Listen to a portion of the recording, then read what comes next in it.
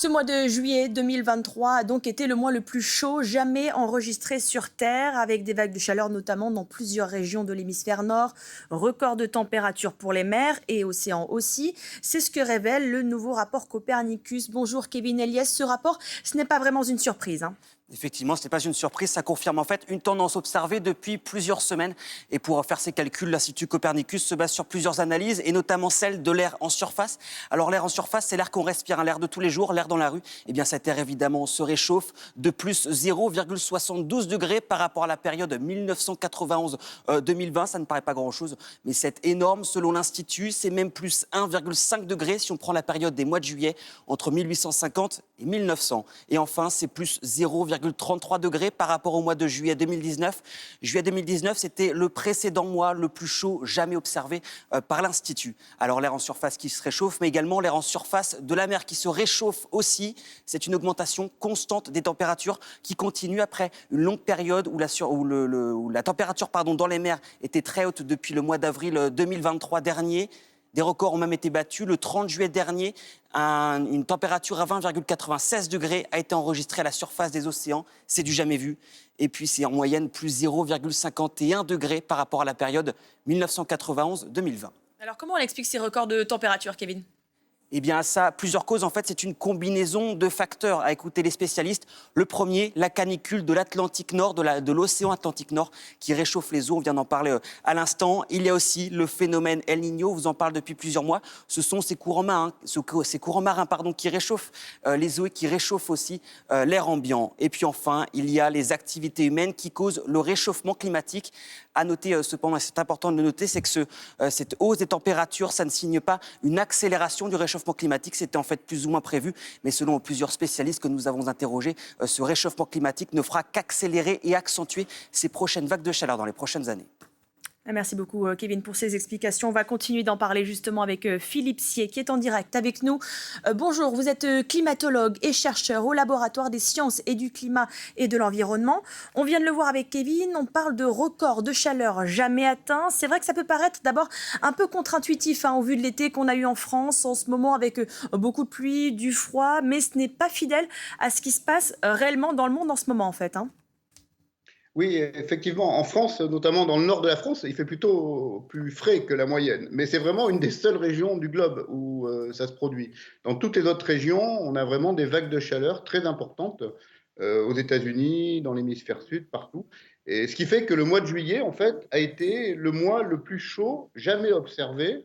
Et pendant 2 semaines de ce mois de juillet, la température moyenne, en fait, de la planète a même dépassé les 1,5 degrés, hein. Donc ça, c'est vraiment un record absolu, quelque chose qui n'avait pas été observé avant, hein. Oui, on parle de 1,5 degré. C'est vrai que ça peut paraître pas forcément énorme quand on le dit comme ça, mais ça l'est. Ah oui, ça l'est parce que 1,5 degré de réchauffement global, ça veut dire des vagues de chaleur extrêmes qui peuvent être plusieurs degrés supérieurs à la normale et qui posent des problèmes en fait pour l'agriculture, pour la stabilité des écosystèmes et puis aussi pour le bien-être des humains, hein, parce qu'on ne tolère pas les températures supérieures à 35-40 degrés, surtout quand l'air est humide, hein. Alors comment on explique ces records de chaleur? Est-ce que c'est un signe du réchauffement climatique? C'est directement lié? Ah oui, c'est directement lié en fait aux activités humaines, aux émissions de gaz à effet de serre.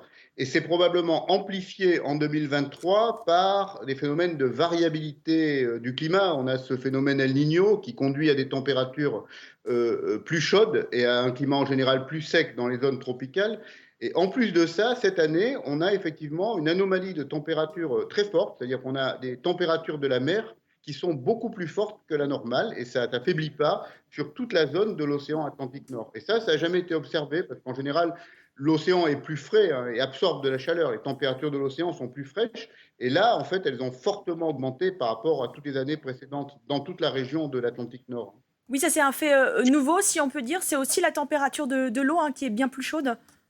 Voilà, la température de l'eau est bien plus chaude que tout ce qui a jamais été observé. Et surtout, c'est persistant, en fait. Depuis le mois de février-mars, on assiste à cette anomalie chaude, persistante, sur tous les océans de l'Atlantique Nord. Et ça conduit aussi à un réchauffement sur les continents, hein. Alors le mois dernier a été marqué par, on le sait, par des canicules et des incendies à travers le monde. Est-ce que c'est à ça que vont ressembler les étés désormais? Est-ce que ça va devenir la norme? Alors, très probablement, oui, parce que je dirais le réchauffement climatique, en fait, il est lié aux émissions de CO2, aux émissions de gaz à effet de serre causées par l'humanité.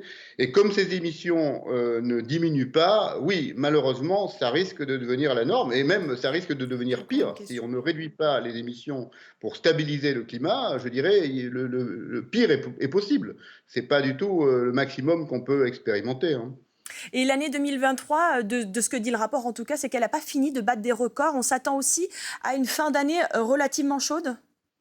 Voilà, probablement, parce qu'on sait déjà que des records sont battus depuis le début de l'année, que juillet est le mois le plus chaud jamais enregistré, et les prévisions saisonnières globales qui sont faites par ces grands centres météorologiques semblent indiquer que, je dirais, l'anomalie de chaleur et de réchauffement va persister sur les prochains mois. Donc ça sera certainement une année exceptionnelle. Et après, il va falloir regarder les conséquences aussi, c'est-à-dire ce qui s'est passé pour la nature, pour les écosystèmes, pour les incendies, etc. C'est vrai que tout ça est inquiétant. En tout cas, merci beaucoup, Philippe Sier, d'avoir répondu à nos questions dans ce journal. Je rappelle que vous êtes climatologue et chercheur au laboratoire des sciences du climat et de l'environnement. Merci beaucoup. Allez, on va revenir maintenant sur cette enquête ouverte hier à Forbach-Moselle pour séquestration, viol et torture. Enquête ouverte après le signalement d'une femme de 53 ans qui dit avoir été séquestrée depuis 2011 par son mari. Mais aujourd'hui, il semblerait que l'hypothèse d'un scénario macabre s'écarte. On retrouve sur place Alexandre Hébert.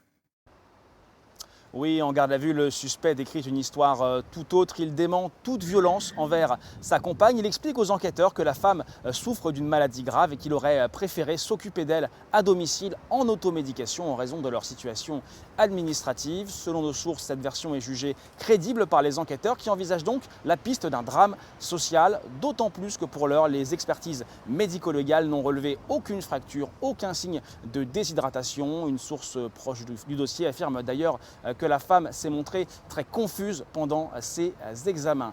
Hier, lors de sa conférence de presse, le procureur de la République de Sarreguemines appelait d'ailleurs à la plus grande prudence vis-à-vis de cette affaire. Il a notamment expliqué que les grillages découverts sur les fenêtres du logement seraient liés à la présence d'animaux domestiques et qu'il était donc peu probable qu'il s'agisse d'une cage destinée à enfermer quelqu'un. Il ne faut pas se laisser mystifier par l'apparence des choses, a-t-il dit. Toujours est-il que la garde à vue du suspect a été prolongée ce matin à 6 heures car il reste des zones d'ombre dans cette affaire et que les enquêteurs veulent également pouvoir entendre la plaignante pour avoir sa version précise des faits.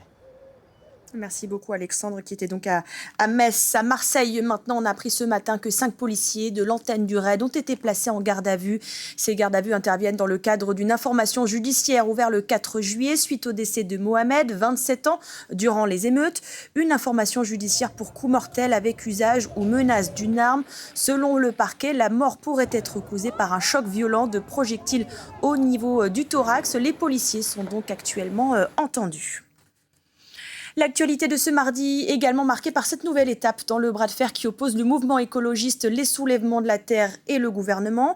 Le Conseil d'État examine aujourd'hui un recours déposé par le collectif, recours qui a pour objectif d'obtenir la suspension du décret de dissolution du mouvement, car je vous rappelle que les soulèvements de la terre avaient été dissous à la suite des violents incidents qui ont eu lieu à Sainte-Soline dans les Deux-Sèvres. C'était en mars dernier contre un projet de méga bassine. Et puis, autre dissolution souhaitée par le gouvernement, celle de l'organisation catholique intégriste Civitas. C'est le ministre de l'Intérieur, Gérald Darmanin, qui l'annonce sur les réseaux sociaux. Le ministre condamne fermement des propos antisémites formulés lors des universités d'été de cette organisation d'extrême droite qui regroupe des catholiques intégristes. Jordan Klein.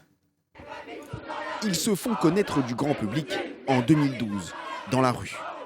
Au moment du débat sur le mariage pour tous, les Civitas, farouchement opposés à l'union de deux personnes du même sexe, multiplient les manifestations.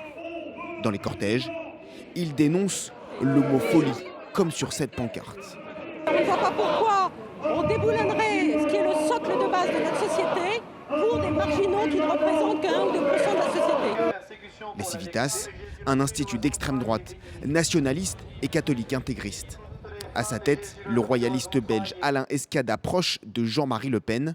Le 1er mai 2017, c'est au pied de la statue de Jeanne d'Arc à Paris qu'il s'affiche à ses côtés et dénonce la mauvaise gestion du parti par Marine Le Pen.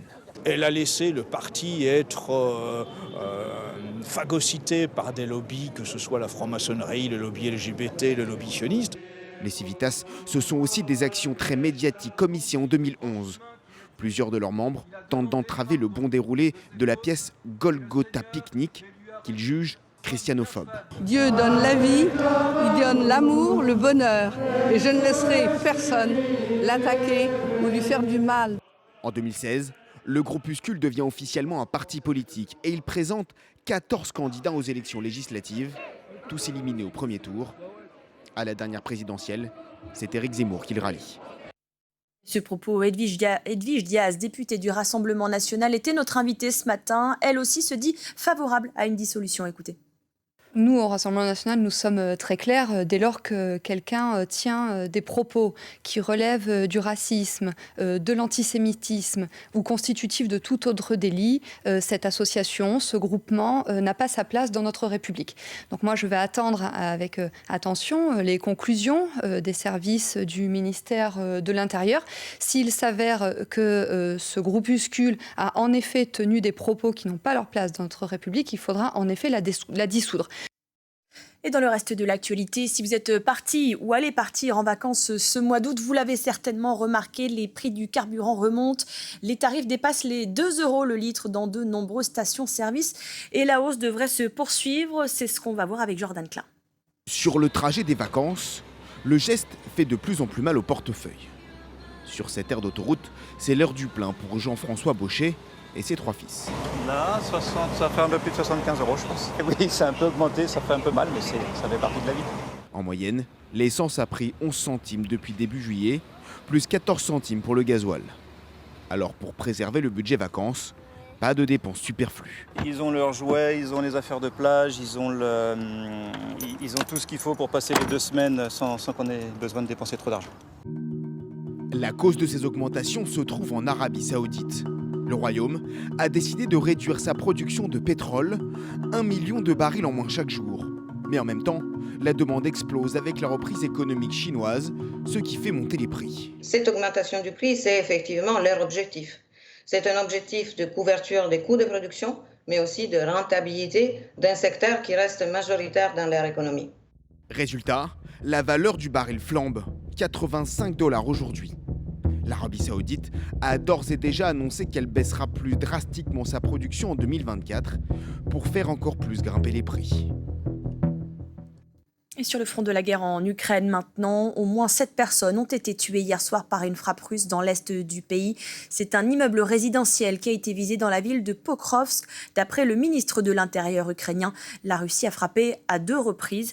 Les précisions de notre envoyé spécial sur place, Anaïs Anquet. Ce que je peux vous dire, c'est que nous sommes arrivés très tôt ce matin et nous avons vu qu'il y avait déjà des enquêteurs sur place en train de prendre des photos pour comprendre ce qui s'est passé. Nous avons également pu parler avec des habitants qui nous ont expliqué être particulièrement choqués et émus par les événements d'hier. Un 2 missiles ont frappé cette ville de Pokrovsk, située à l'est de l'Ukraine. La première frappe, elle a eu lieu vers 19 h, la deuxième vers 19 h 45. Et ce qui choque particulièrement les Ukrainiens, c'est que le deuxième bombardement, il a eu lieu alors qu'il y avait des secouristes ici derrière moi qui tenter de venir en aide à des habitants qui avaient été blessés lors de la première frappe. Il y a donc de nombreuses victimes. 2 bâtiments ont été particulièrement touchés. Un hôtel, mais aussi l'immeuble qui se trouve derrière moi avec au rez-de-chaussée une pizzeria dans laquelle nous étions avec notre équipe quelques heures avant. Nous avons pu constater que l'établissement était fréquenté par de nombreux civils, des familles, des couples. Car il faut comprendre que si Pokrovsk se situe à l'est de l'Ukraine, nous sommes tout de même à plusieurs dizaines de kilomètres de la ligne de front. La ville accueille donc de nombreux réfugiés qui avaient tenté de fuir les bombardements et qui aujourd'hui se retrouvent de nouveau confrontés aux horreurs de la guerre. Au Niger, près de 2 jours après la fin de l'ultimatum, la situation reste calme pour l'instant, même si les putschistes n'ont pas accédé aux demandes de la CEDEAO. Les efforts de médiation se poursuivent. On en parle avec vous, Florent Rodeau, en direct de la rédaction de France 24. Bonjour. Washington s'est à nouveau exprimé sur la situation au Niger.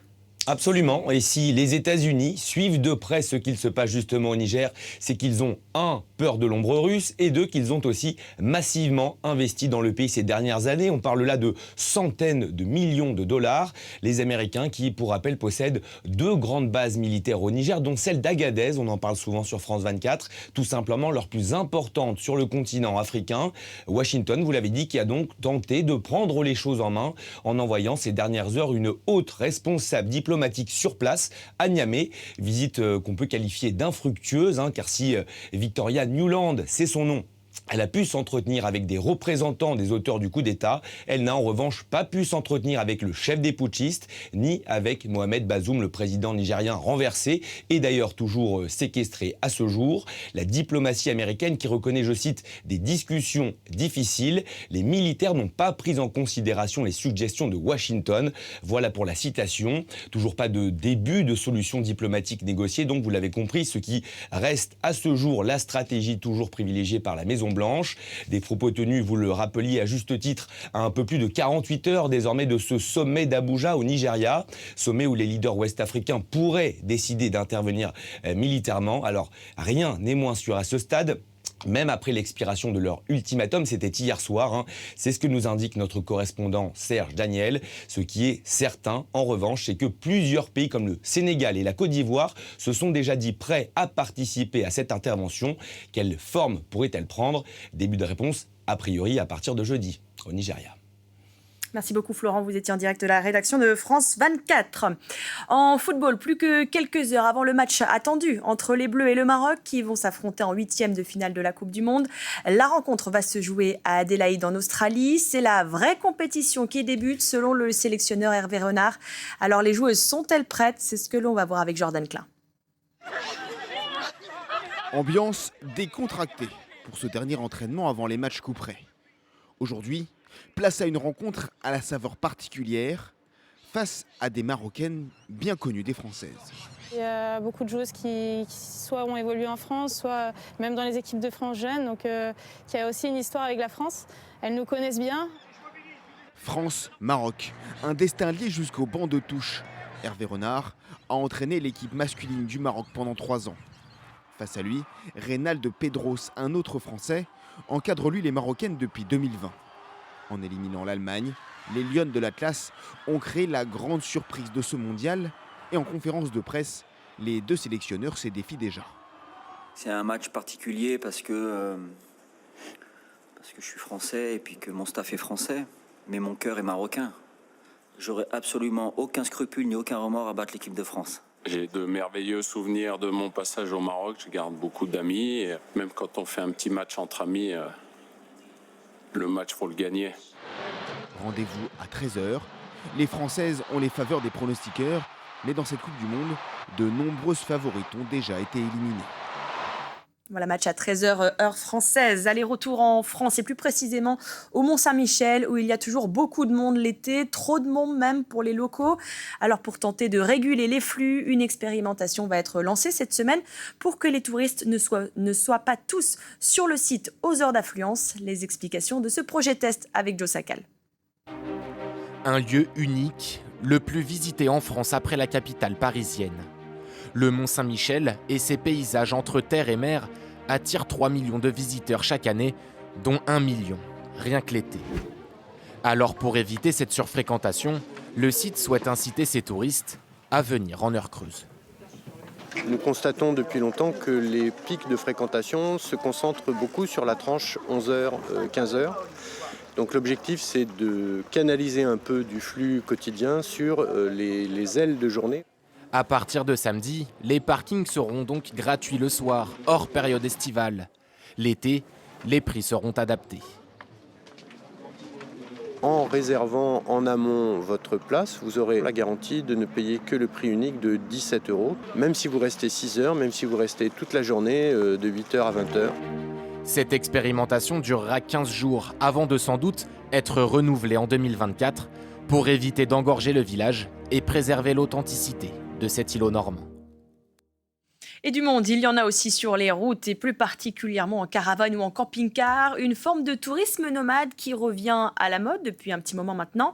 Mais attention, entre les restrictions et les interdictions, il est de plus en plus difficile de les garer. C'est ce que l'on va voir avec Camille Wormser et Guy Sabin.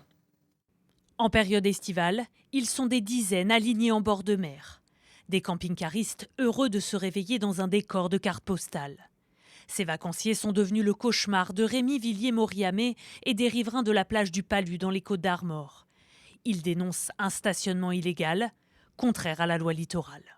C'est des gros engins qui sont polluants et générateurs de déchets dont le recyclage ou le traitement sont à la charge de la collectivité. Ensuite, on est sur un site relativement encaissé. Donc tout l'espace qui est occupé par ces camping-cars ne peut pas être dédié à des activités plus collectives. Puis enfin, il faut bien reconnaître que visuellement, ça détonne un peu dans le paysage, pour ne pas dire que ça le dénature complètement. Depuis le 29 juin dernier, un arrêté municipal interdit l'accès aux camping-cars, mais aucune signalisation ne l'indique. J'ai rien vu de réglementaire et donc je stationne.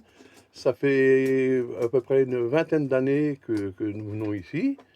On ne pose aucun problème. À force de réglementer le stationnement, tous les camping-cars se retrouvent au même endroit. Interdire le stationnement n'est pas facile pour les communes. Selon la loi, un camping-car, c'est la même réglementation qu'une voiture. Si l'on autorise l'un, on autorise l'autre.